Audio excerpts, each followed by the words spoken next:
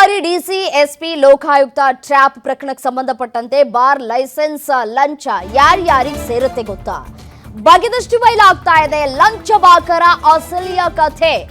ಲೋಕಾಯುಕ್ತ ಪೊಲೀಸರ ಎಫ್ಐಆರ್ ನಲ್ಲಿ ಲಂಚಾವತಾರ ಬಯಲಾಗಿದೆ. ಎಫ್ಐಆರ್ ನಲ್ಲಿ ಮಿನಿಸ್ಟರ್ ಪದ ಉಲ್ಲೇಖವನ್ನ ಮಾಡಲಾಗಿದೆ. CL7 ಲೈಸೆನ್ಸ್ ನೀಡುವುದಕ್ಕೆ ಇಬ್ಬರು ಅಧಿಕಾರಿಗಳಿಂದ ಲಂಚಕ್ಕೆ ಡಿಮ್ಯಾಂಡ್ ಅನ್ನ ಇಡಲಾಗಿತ್ತು. ಅಬಕಾರಿ ಡಿಸಿ ಜಗದೀಶ್ ನಾಯಕ್ ಮತ್ತೆ ಮೇಲಾಧಿಕಾರಿ ತಮ್ಮಣ್ಣ ಅವರಿಂದ ಬೇಡಿಕೆಯನ್ನ ಇಡಲಾಗಿತ್ತು. ಬಿಬಿಎಂಪಿ ವ್ಯಾಪ್ತಿಯಲ್ಲಿ CL7 ಸನ್ನದು ನೀಡುವುದಕ್ಕೆ 80 ಲಕ್ಷ ಲಂಚ ಫಿಕ್ಸ್ ಅಂತೆ. ಮೊದಲು 80 ಲಕ್ಷಕ್ಕೆ ಡಿಮ್ಯಾಂಡ್ ಮಾಡಿದ್ರಂತೆ, ಆ ನಂತರ 75 ಲಕ್ಷಕ್ಕೆ ಫಿಕ್ಸ್ ಆಗಿತ್ತಂತೆ. ಮೊದಲಿಗೆ 75 ಲಕ್ಷದಲ್ಲಿ 50 ಲಕ್ಷವನ್ನ ನೀಡುವಂತೆ ಒತ್ತಾಯವನ್ನ ಮಾಡಿದ್ದಾರೆ. ಹಣ ನೀಡದೇ ಇದ್ದಲ್ಲಿ ನೀವೇ ಹ್ಯಾಂಡಲ್ ಮಾಡ್ಕೊಳ್ಳಿ ಅಂತ ಹೇಳಿ ಸಬೂಬನ್ನ ಕೊಟ್ಟಿದ್ದಾರೆ. ಅರ್ಜಿ ಸಂಬಂಧ ಸ್ಥಳ ಪರಿಶೀಲನೆ ನಡೆಸಿ ಬಂದಿದ್ದಂತಹ ಅಧಿಕಾರಿಗಳು ಪರಿಶೀಲನೆ ನಂತರ ಅಮೌಂಟ್ ಮೊತ್ತವನ್ನ ಹೆಚ್ಚಿಸಿದ ಅಧಿಕಾರಿಗಳು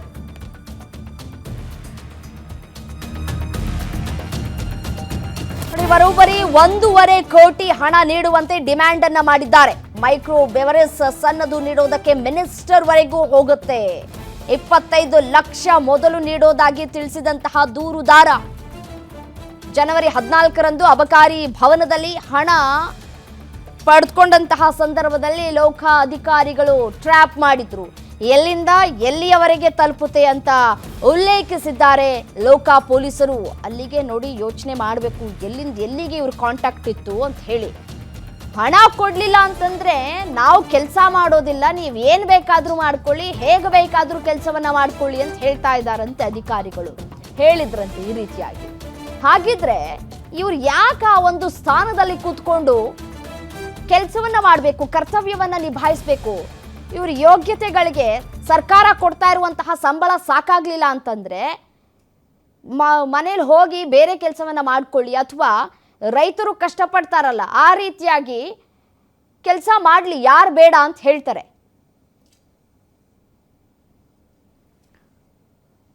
ಇನ್ನು ಇದೇ ವಿಚಾರಕ್ಕೆ ಸಂಬಂಧಪಟ್ಟಂತೆ ಮತ್ತಷ್ಟು ಡೀಟೇಲ್ಸ್ ಕೊಡ್ತಾ ಹೋಗ್ತಾರೆ senior crime reporter Ajay Kumar ದೂರವಾಣಿ ಸಂಪರ್ಕದಲ್ಲಿದ್ದಾರೆ. ಅಜಯ್, ಲೋಕ ಎಫ್ಐಆರ್ ನಲ್ಲಿ ಏನೆಲ್ಲ ಪದವನ್ನ ಉಲ್ಲೇಖವನ್ನ ಮಾಡಲಾಗಿದೆ, ಎಷ್ಟರ ಮಟ್ಟಿಗೆ ಇವರು ಲಂಚವನ್ನ ತಿಂದಿದ್ದಾರೆ ಅನ್ನೋದನ್ನ ಉಲ್ಲೇಖ ಮಾಡಿದ್ದಾರಾ? ಡೀಟೇಲ್ಸ್ ಕೊಡ್ತಾ ಹೋಗೋದಾದ್ರೆ.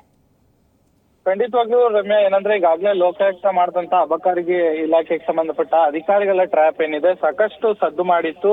ಪ್ರಮುಖವಾಗಿ ಇಲ್ಲಿ ಏನೋ ಅರ್ಜಿದಾರರು ಏನಿದ್ದಾರೆ ಅವರು ಕೂಡ ಏನು CL7 ಲೈಸೆನ್ಸ್ ನೀಡೋದಕ್ಕೂ ಕೂಡ ಒಂದ್ ರೀತಿ ಅರ್ಜಿಯನ್ನು ಕೂಡ ಹಾಕಿರ್ತಾರೆ. ಅದಕ್ಕೆ ಗವರ್ಮೆಂಟ್ ಫೀಸ್ ಒಂದು 20 ಲಕ್ಷದಿಂದ 25 ಲಕ್ಷದವರೆಗೂ ಕೂಡ ಇರುತ್ತೆ.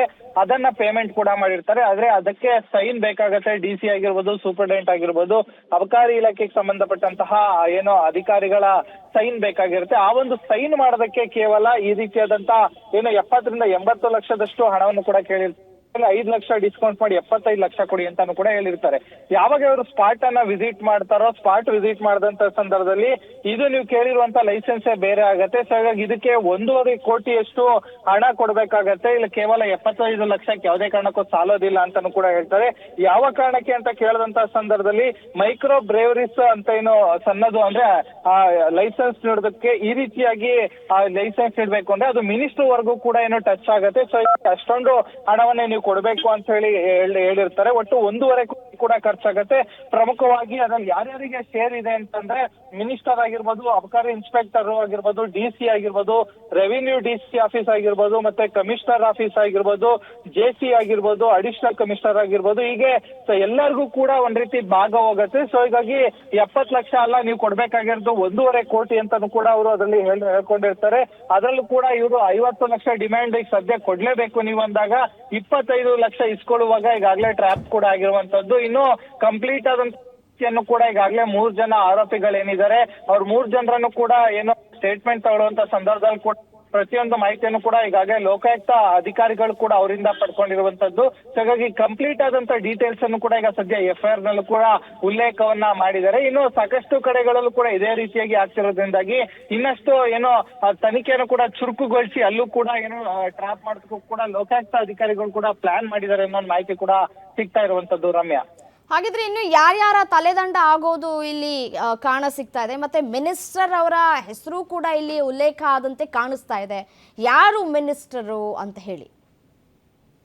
ಖಂಡಿತವಾಗ್ಲೂ ಅಂದ್ರೆ ಇಲ್ಲಿ ಆ ಅಬಕಾರಿ ಮಿನಿಸ್ಟರ್ ಇದ್ರೆ ಅವರ ಹೆಸರು ಕೂಡ ತಳಕಾಕೊಂಡಿತ್ತು. ಆದ್ರೆ ಇಲ್ಲಿ ಲೋಕಾಯುಕ್ತ ಟ್ರ್ಯಾಪ್ ಮಾಡ್ಬೇಕು ಅಂದ್ರೆ ಅಲ್ಲಿ ಡಿಮ್ಯಾಂಡಿಂಗ್ ಆಫ್ ಮನಿ ಇರ್ಬೇಕು.